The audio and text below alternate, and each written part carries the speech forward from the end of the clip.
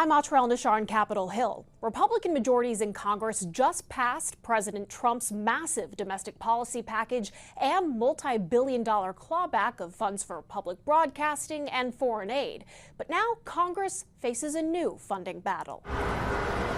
The end of summer in Washington usually means one thing: the threat of a government shutdown. As the end of the fiscal year approaches at the end of September, passing a federal budget requires votes from both parties. I hope at some point, particularly when it comes to funding the government, we can get some cooperation from Democrats. We are doing everything we can to keep the bipartisan appropriations process going forward.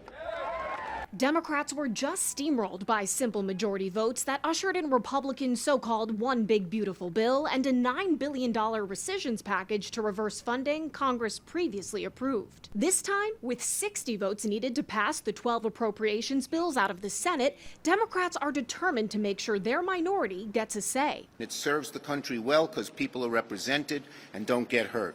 When one side tries to do it all, it creates big problems. So far, Democrats' strategy is unclear. Senate Minority Leader Chuck Schumer faced serious backlash from his own party when, back in March, he helped Republicans avoid a shutdown. Some Republicans are starting to say any lapse in government funding will be called a Schumer shutdown. But the message coming from the director of the White House's Office of Management and Budget is to box Democrats out. Who ran and won on an agenda of a bipartisan appropriations process? Literally no one. The appropriations process has to be less bipartisan. Russ Vought hints the White House will send Congress more requests to cut funding, which Republican majorities can approve unilaterally. Chair of the Conservative Freedom Caucus, Congressman Andy Harris, tells us in order to get their votes for the One Big Beautiful Bill, the administration promised more cuts to government spending.